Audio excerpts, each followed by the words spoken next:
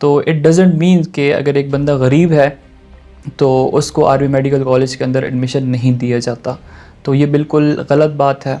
अगर आपके अंदर पोटेंशियल है, if you have the capabilities, you have the abilities, then army आपको वेलकम करती है।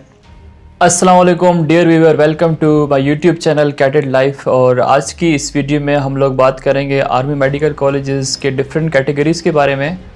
सो आर्मी मेडिकल कॉलेज में जो currently there are 4 types of categories, जिसमें से एक को हम कहते हैं MCs, सेकंड को हम कहते हैं PCs, और थर्ड जो है 2000 नम्जियंस, और फोर्थ जो है 2000 FCs। तो अब बारी बारी इन कैटेगरीज़ की बात करते हैं। सो जो सबसे पहले हमारे पास कैटेगरी है जिसको हम कहते हैं MCs। So MCs are known as medical cadets, और ये वो कैडेट्स होते हैं जो कि आर्मी की तरफ से पढ़ते हैं। व्हेन दे गेट एडमिशन, तो होता ये है कि मंथली इनको स्टाइपेंड मिलती है, वो वेरी करती है ईयर टू ईयर, लेकिन आजकल जो है वो तकरीबन 45 to 50,000 पर मंथ जो है हर कैडेट को इतनी सैलरी मिलती है। और साथ में जो उनका MBBS होता है वो बिल्कुल फ्री होता है, यूनिफॉर्म पर्सनस होते हैं, और आप कह सकते हो कि they are considered as an army officers. ठीक है, अब इसका जो सिलेक्शन का तरीका है वो ये होता है कि सबसे पहले आपने ऑनलाइन अप्लाई करना होता है जॉइन पाकिस्तान आर्मी के ऑफिशियल वेबसाइट पे, और उसके बाद ये होता है कि आपका इनिशियल जो है तो टेस्ट कंडक्ट किया जाता है आर्मी सिलेक्शन रिक्रूटमेंट सेंटर्स के अंदर। और टेस्ट का अगर मैं आपको बताऊं तो टेस्ट में सबसे पहले वर्बल, नॉन वर्बल, और उसके बाद आपका एकेडमिक टेस्ट होता है जिसमें बायोलॉजी होती है, केमिस्ट्री, फिज़िक्स और इंग्लिश जो है वो चेक की जाती है। और उसके बाद फिर आपका इनिशियल मेडिकल होता है। मेडिकल के बाद बस ये प्रोसीजर्स हैं। उसके बाद अगर आप वो क्लियर करते हो तो कुछ अरसे बाद आपको दोबारा से कॉल आती है और आपको बुलाया जाता है आर्मी मेडिकल कॉलेज रावलपिंडी में, जहाँ पे जैसे ISSB में लोग जाते हैं तो उसी तरह आर्मी मेडिकल कॉलेज में आते हैं। लेकिन इसमें फ़र्क क्या होता है इन दो टेस्ट के अंदर कि ISSB में आपके आउटडोर टास्क होते हैं। आउटडोर टास्क का मतलब जो GTO टास्क वगैरह होते हैं वो कंडक्ट किए जाते हैं, लेकिन आर्मी मेडिकल कॉलेज में जब आप जाते हो तो वहाँ पे आपके सिर्फ पर्सनैलिटी और इंटेलिजेंस टेस्ट जो है वो कंडक्ट किए जाते हैं, जितनी भी इनडोर टेस्ट होते हैं। और उसके बाद फिर आपका एक पैनल होता है जिसमें काफ़ी सारे ब्रिगेडियर्स और जनरल लेवल के बंदे बैठे होते हैं, वो आपका इंटरव्यू लेते हैं। अगर वो इंटरव्यू आप पास कर लेते हो तो ऑन द स्पॉट आपको जो है तो एक फॉर्म दिया जाता है और आपको कहा जाता है कि आप फाइनल मेडिकल करवाएं। आप किसी भी नियरेस्ट CMH से अपना मेडिकल करवाते हो और उसके बाद जॉइनिंग इंस्ट्रक्शन का वेट कर लेते हो। फिर उसके बाद GHQ में आपका इनिशियल से लेकर फाइनल तक जो भी आपने टेस्ट दिए हैं उनका एक मेरिट बनता है, और उसके बाद अगर आप सिलेक्ट होते हो तो आपको जॉइनिंग इंस्ट्रक्शन जो है वो दी जाती है, और आप फिर जिस कॉलेज में, चाहे आप आर्मी मेडिकल कॉलेज रावलपिंडी में या CMH लाहौर मेडिकल कॉलेज में एडमिशन होता है, या अभी जो है तो बहुत सारे अदर कॉलेजेस जो हैं वो भी साथ में ले आए हैं, उनको भी मतलब वहाँ पे भी आप एडमिशन ले सकते हैं। फिर वहाँ की आपको जॉइनिंग इंस्ट्रक्शंस जो हैं वो दी जाती हैं। अब इसके जो टाइम पीरियड होता है तकरीबन 5 ईयर का टाइम पीरियड होता है for MBBS and 4 year for BDS। इसके बाद क्या होता है कि जब आप डिग्री कंप्लीट करते हो तो आपको भेज दिया जाता है पाकिस्तान मिलिट्री अकेडमी। वहाँ पे 6 मंथ की बेसिक ट्रेनिंग होती है, और उसके बाद आपको कैप्टन रैंक दे के किसी भी CMH के अंदर भेज दिया जाता है फॉर हाउस जॉब। आप 1 साल तक हाउस जॉब करते हो, और उसके बाद फिर आपको 2 ईयर्स हार्ड एरियाज़ में जाना पड़ता है, और उसके बाद फिर आप आगे जो भी प्रोसीजर होता है इनका आगे आप स्पेशलाइजेशन वगैरह कर सकते हो। अब इसका फ़ायदा क्या है? फ़ायदा ये है कि जो लोग गरीब हैं, स्पेशली जो अफोर्ड नहीं कर सकते फ़ी वगैरह, तो अगर उनके बच्चे इस तरह MCs के तौर पे आते हैं तो उनके लिए बहुत ज़्यादा फ़ायदा हो जाता है। उनको फ़ीस भी नहीं देनी पड़ती, उल्टा उनको जो है तो पैसे मिलते हैं।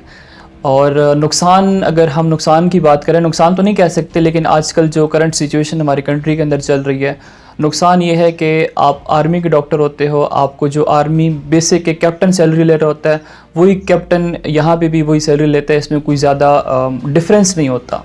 हाँ, आ जाता है, लेकिन वो तब आता है जब आप स्पेशलाइजेशन वगैरह कर लेते हो। अगर हम बाकी बात करते हैं गवर्नमेंट मेडिकल कॉलेजेस की, तो वहाँ पे होता है कि अगर आप वहाँ से डिग्री करते हो MBBS की, तो आप जो है तो बाहर से अच्छा खासा पैसा बना सकते हो। लेकिन आर्मी के अंदर क्या है कि पैसा तो कम है लेकिन रिस्पेक्ट ज़्यादा है। ठीक है, आप बावर्दी रहते हैं और साफ़ सुथरी एक लाइफ है इनकी। मैं ये नहीं कहता कि बाकी जो कॉलेजेस वाले डॉक्टर्स हैं उनकी कोई अच्छी लाइफ नहीं होती है, लेकिन इसमें ये होता है कि आप बाउंड हो जाते हो। अगर आर्मी आपके ऊपर इतना ख़र्चा कर रही है, फ्री में आपको खिला पिला रही है, डिग्री करवा रही है, तो वो आपसे क्या चाहती है, आपको 13 साल तक आर्मी में सर्व करना पड़ता है। ये एक बॉन्ड होता है, ये आपने इनिशियल साइन कराना होता है। मतलब जब आपका एडमिशन होता है तो उस वक्त आपसे साइन लेते हैं कि you have to remain with Pakistan army for minimum 13 years. तब तक आपकी जो MBBS की डिग्री होती है वो आर्मी के पास रहती है, वो आपको वापस रिटर्न नहीं करते, ठीक है। तो उसका ये एक है कि आप आर्मी फिर छोड़ नहीं सकते। ये ना हो कि आप कहें कि इसमें तो पैसा कम है, मैंने जाना है, तो आर्मी आपको जाने नहीं देती। उसके बाद हमारे पास जो सेकंड कैटेगरी आती है दैट इज़ PCs, और PCs का मतलब है पेइंग कैडेट्स। पेइंग कैडेट्स वो होते हैं जो स्पेशली रिटायर्ड आर्म फोर्सेस के, जिनके पेरेंट्स आर्म फोर्सेस में होते हैं।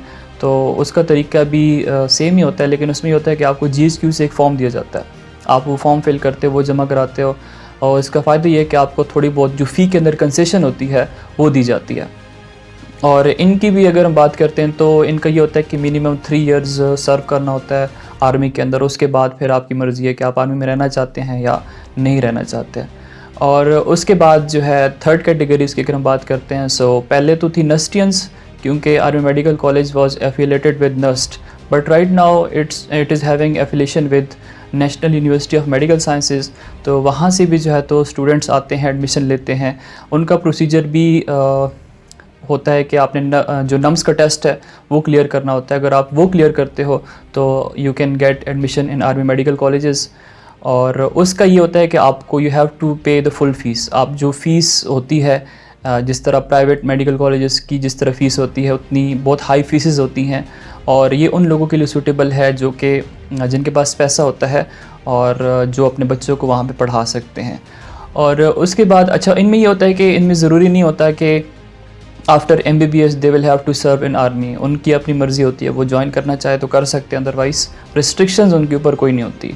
उसके बाद जो फोर्थ कैटेगरीज होती है जिनको हम FCs कहते हैं, और FCs मीन्स फॉरेन कैडेट्स। तो फ़ॉरेन का ये होता है कि जो बाहर के ममालिक के स्टूडेंट्स होते हैं, अगर वो पाकिस्तान में पढ़ते हैं तो उनको हम FCs या फॉरेनर्स कहते हैं। तो these were the 4 different types of categories. और इसके बाद एक जो कॉमन सवाल मतलब बहुत सारे स्टूडेंट्स पूछ रहे हैं कि क्या गरीब का बच्चा इसके अंदर एडमिशन ले सकता है या नहीं ले सकता।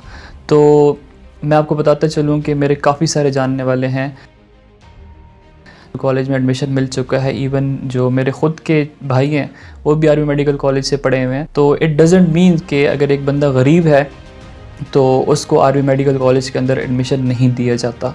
तो ये बिल्कुल गलत बात है। अगर आपके अंदर पोटेंशियल है, if you have the capabilities, you have the abilities, then army आपको वेलकम करती है। आप टेस्ट की तैयारी करें, आप अच्छे से मार्क्स ऑब्टेन करें, जितने भी टेस्ट होते हैं आप अपना 100% दें, तो इंशाल्लाह अल्लाह पे भरोसा रख के आपका जो है तो एडमिशन आराम से हो सकता है। इसके अलावा अगर आपकी कोई आप कुछ कंफर्म करना चाहते हैं, कुछ पूछना चाहते हैं, कोई जहन में कोई सवाल है, तो आप कमेंट सेक्शन के अंदर मेंशन कर सकते हैं। Thanks for watching and stay connected with cadet life.